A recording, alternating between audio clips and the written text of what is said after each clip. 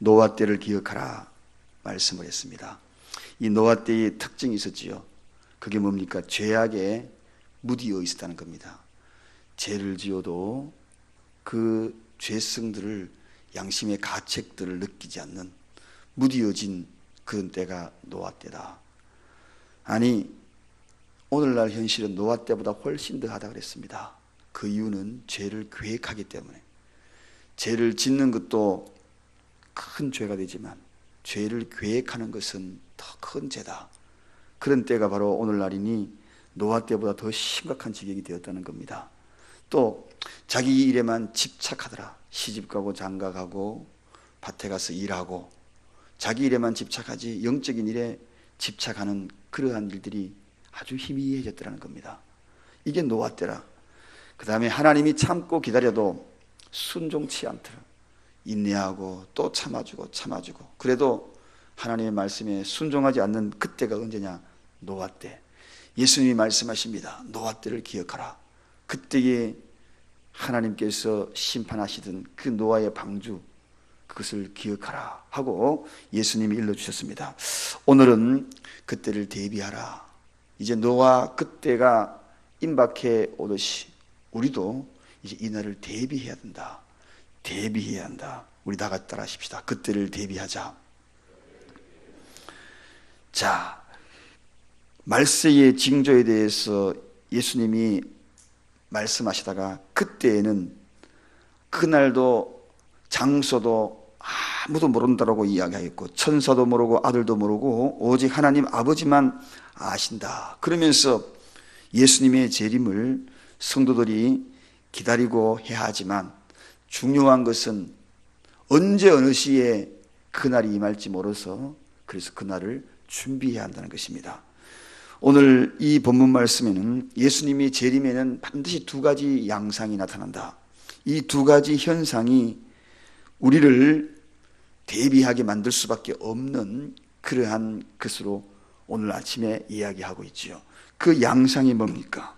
두 가지 양상으로 나타나는데 오늘 그 두 가지 양상과 함께 대비해야 될 것들, 무엇을 대비해야 되는가의 말씀을 좀 나누고자 합니다. 첫째, 먼저 양분된 그러한 현상들이 나타나는데 하나는 데려감을 당하고 하나는 버려둠을 당하는 양분 현상이 나타난다는 것입니다. 지금은 알지 못하지만 그때는 반드시 이런 현상이 나타난다. 하나는 데려감을 당하고 하나는 버림을 당한다는 겁니다. 오늘 40절에 그 이야기입니다. 신자와 불신자의 양분 현상이 극히 눈으로 확연히 볼 수 있는 그러한 양분 현상이 나타나고 또 성도들 가운데에서도 부활하고 그리고 죽은 자 가운데서 부활하고 그리고 살아있는 이들은 주님을 바로 공중에서 영접하게 될 것이고 혼인잔치에 참여할 것이 되지만 그러나 그렇지 아니한 들은 버림을 당할 거라는 겁니다. 오늘 본문에도 그 내용이잖아요. 두 사람이 밭에 있음에 하나는 데려감을 당하고 하나는 버려둠을 당할 것이다. 40절에 그렇게 소개하고 있습니다. 두 여자가 매를 갈고 있는데 밭에서 매를 갈고 있는데 거기에는 두 여자가 매를 갈고 있다. 여러분 여기에는 어느 장소를 의미할까요? 바로 가족을 의미합니다. 한밭에서 가족들이 지금 매를 갈고 있는데 그런데 놀랍게도 한 지붕 밑에 생활을 같이 하고 있는데 그 뜻입니다. 생활을 같이 하고 있는데 한 지붕 밑에 누굽니까? 가족이지 않습니까? 한밭에 가족들이 함께 있었다는 겁니다. 그런데 그 사랑하는 가족들 거기에도 양분 현상이 나타난다는 것. 불신자와 그리고 신자의 양분 현상이 나타나듯 가족에게도 양분 현상이 나타난다. 거기에는 사랑하는 남편과 아내가 양분 현상이 나타날 것이고 또 우리가 그토록 가슴 아파하는 사랑하는 부모와 자식 간에 양분 현상이 나타납니다. 형제끼리도 양분 현상이 나타난다. 이게 뭡니까? 데려감과 버려둠을 당한다. 그런 뜻입니다. 자, 한밭에 두 여자가 매를 간다. 그것이 바로 오늘 이 본문 말씀을 우리에게 이해시키기 위한 그러한 말씀을 우리 주님이 일러주고 계시는 것입니다. 그러므로 우리가 준비해야죠. 대비해야죠. 어떻게 준비하는가? 사랑하는 가족을 위하여서 오늘도 눈물을 흘리며 기도하는 이유가 왜 그런가? 이 양분 현상이 되면 그 잡을 수 없는 고통과 슬픔이 우리에게 밀려올 것이라는 겁니다. 대례감과 버려둠. 여러분, 이때에 얼마나 고통스럽겠습니까? 그 손을 잡으려 해도 잡을 수 없는 것. 가끔 그런 꿈을 꾸지 않습니까? 요즘은 제가 꿈을 꾸지 않는데 제 아내가 오늘 아침에 무슨 꿈을 꾸고 너무 소리 지르더라고요. 그러니까 막 흔들어서 깨웠죠. 깨우니까 새벽이 다 됐더라고요. 여러분, 양분 현상이 나타날 때는 내가 그 손을 잡고 같이 가려고 하더라도 그 손을 잡을 수 없어. 꿈꾸는 것 같아. 나는 이끌림을 당하고 쭉 올라가지만 남아있는 버려둠을 당한 그런 현상들이 나타나는, 이게 전 인류적으로 두 부류가 나타날 것이다. 여러분, 지금 우리 주님은 너무나 명쾌하게 우리에게 그날과 그 실은 일러주지 않았지만, 그리고 그때 그 징조들은 아주 구체적으로 이야기하고 있다는 것입니다. 이보다도 구체적으로 이야기하는 그러한 메시지가 어디에 있겠습니까? 자, 그 다음에 두 번째는 대례감을 그러면은 받기 위하여 우리가 어떻게 해야 되는가? 이런 대례감과 버려둠의 양분 현상이 나타날 때 우리가 그럼 깨어서 대비해야 되는데 어떻게 대비하는가? 그건 바로 깨어 있으라고 오늘 42절에 그렇게 이야기합니다. 그러므로 깨어 있으라. 어느 날에 너희 주가 임할는지. 그렇게 해요. 그러므로 이런 양분 현상이 나타나니까 그래서 우리가 해야 될 일이 뭔가? 깨어 있어야 한다. 깨어 있는 것, 어제 그저께 말씀을 드렸습니다. 세 가지에 깨어 있어야 된다고 이야기했습니다. 우리는 이 깨어 있음에 대해서 깨어 있으라 그런 이야기가 나오면 번뜩 이 세 가지가 머릿속에 팍 떠올라야 합니다. 무엇에 깨어 있으라 그랬습니까? 기도에 깨어 있으라. 기도에 깨어 있으라. 무엇에 깨어 있으라 그랬습니까? 은혜에 깨어 있으라. 기도에 깨어 있으라는 너무나 잘 알고 있습니다. 은혜에 깨어 있으라, 이 이야기는 너무나 둔합니다. 이 은혜에 깨어 있으라는 다시 한번 설명합니다.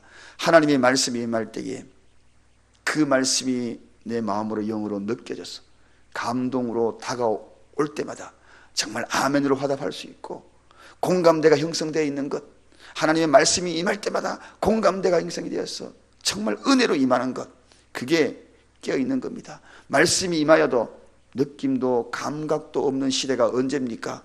노아 시대였거든요. 노아 시대가 그런 시대. 그때 방주 안에 들어오라고 노아 그렇게 이야기해도 그 사람들에게는 무관한 거였습니다. 은혜가 되지 않았어요.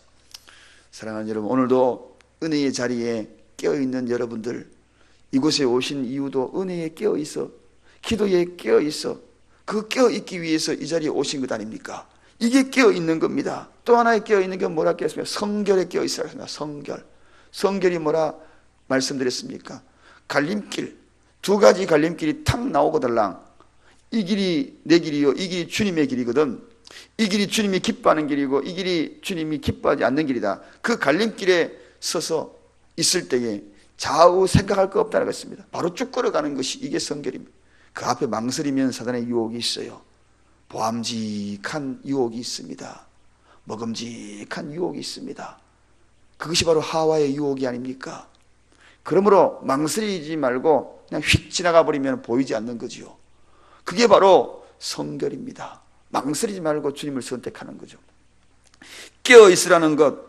그래서 주의하여 깨어있으라. 그때가 언제인지 알지 못함이니라 하면서 타국에 가면서 주인이 종들에게 고난을 주어가지고 사물을 잘 보아라.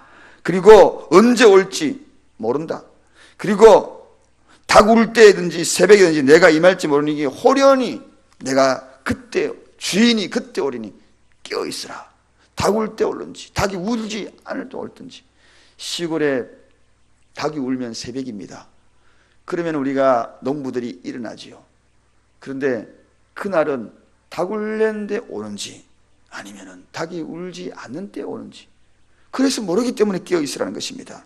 그게 마가복음 13장에 그렇게 쭉 소개하고 있거든요.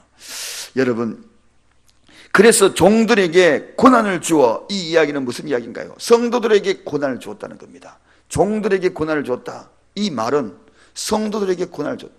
주인이 가고 난 다음에 그 밭을 잘 지키고 있는지, 그 고난이 뭔가요? 한마디로 하나님의 일을 맡겠다는 겁니다. 하나님의 일을 맡겠다는 겁니다. 하나님의 일을 맡겨서 문지기는 문지기로서, 포도원에 물을 줄 것은 물을 주는 일로서 각기 모든 일을 문지기와 직분에 깨어 있어야 한다는 것입니다. 직분도 깨어 있어야 돼. 내가 맡은 그 직분에 깨어 있어야 합니다. 직분 받은 걸로 끝나는 게 아닙니다. 사람들은 직분 받기를 좋아하지만 직분은 깨어 있어서 책임이 있는 겁니다. 그래서 이 모든 일을 지켜서 너희는 깨어 있으라. 그 중요한 이야기를 합니다. 자, 이게 바로 첫 번째, 깨어 있으라. 우리가 대비해야 될 겁니다. 깨어서 무엇을 대비하는가? 바로 기도와 그리고 은혜와 성결, 그리고 하나 더, 하나님이 맡긴 일에 깨어 있으라. 그 이야기. 자, 그 다음에 두 번째는 예비하라. 오늘 44절, 우리 다 같이 44절을 한번 읽어 보겠습니다. 다 같이 44절 다 같이 읽겠습니다. 이러므로 너희도 예비하고 있으라. 생각지 않은 때에 인자가 오리라. 오늘 여기에 접속사가 두 가지가 사용되어 있어요. 42절에 그러므로 깨어 있으라, 44절에 이러므로, 이 두 가지입니다. 우리가 마지막 때에 우리가 준비해야 될 것은 깨어 있는 거하고 예비하는 겁니다. 이 그러므로 하고 이러므로, 이런 말 들어갈 때 성경에 잘 읽어봐야 돼요. 그 앞에까지만 딱 읽고 끝나는 게 아닙니다. 이러므로 마태복음 7장 7절에서 12절까지 구하고 찾고 두드리고 거기에 대한 기도가 쭉 나옵니다. 그리고 난 다음에 마태복음 7장 12절에 그러므로 누구든지 남에게 대접을 받고자 하는 대로 너희도 남을 대접하라. 이것이 율법이요 선지자니라. 그래서 앞으로 구하고 찾고 두드리고 거기에 기도의 응답이 어디 이어집니까? 남을 대접하라. 그래야지 네가 응답받는다. 남을 인정해라. 그래야 응답받는다. 이겁니다. 오늘도 여기에 이름으로 예비하라, 예비하라, 준비하라는 겁니다. 성도들은 준비하는 것이 참 중요합니다. 매사에 준비된 사람은 언제 어느 시에 주님이 오시더라도 걱정 안 합니다. 그날이 오면 성령으로 기름을 딱 준비해야 돼. 그 기름을 준비해놔야 돼. 잔치 자리에 들어갈 수 있는 것이 혼인잔치 비유의 이야기가 아닙니까? 이 모든 것들이 우리에게 일로 다 주신 거죠. 세상도 준비한 사람은 걱정 없습니다. IMF 터졌을 때에 우리나라가 애완고의 위기를 닥친 것도 달러가 준비되어 있지 않고, 그때 달러 모은다고 뭐 금 모은다고 난리를 법석을 지키지 않았습니까? 그래서 그 항상 일정 수준의 그러한 달러들을 외국에서 사올 수 있는 그 돈들을 미리 다 준비해놔야, 그 수준을 계속 유지를 해나가야 되는데 준비하지 않았다는 겁니다. 군인이 전쟁 났을 때에 준비하지 아니하면 어떻게 되겠습니까? 무기를 준비하고 그리고 훈련으로 준비하고. 학생이 뭘 준비합니까? 시험을 준비해야죠. 성도가 뭘 준비합니까? 기름으로, 성령의 기름으로, 성령의 생기로서 늘 준비해야 돼. 준비해야 돼. 목사는 늘 말씀 준비, 기도 준비해야 되는 거예요. 각기 맡은 직분으로서 또 준비해야 되고, 하나님 앞에 우리가 준비하는 것, 이게 뭡니까? 마지막 때에 우리가 해야 돼요. 여러분 무엇을 준비하실래요? 오늘도 준비해야 합니다. 내가 맡은 자리에서 내가 해야 될 것들을 늘 준비해야 돼. 그래서 깨어있고 준비하고, 이 두 가지 그날에 우리가 대비해야 될 것입니다. 그날 그 누군가는 버려짐을 당할 겁니다. 그날 그 누군가는 들림을 받을 겁니다. 우리 여기 있는 모든 분들 주님 오시는 그날에 다 들림을 받기를 원합니다. 여러분의 가족들 가운데서도 들림을 받기 위하여 언제나 우리가 예수고, 그리고 그 일들을 잘 감당할 수 있도록, 그리고 깨어 있어야 합니다. 그리고 준비해야 합니다. 그러므로 깨어 있으라, 이러므로 예비하라. 잊지 말고 오늘 하루도 살아가는 저와 여러분 되시기를 주님의 이름으로 간절히 축원드립니다. 기도합니다. 하나님 감사합니다. 오늘도 저희들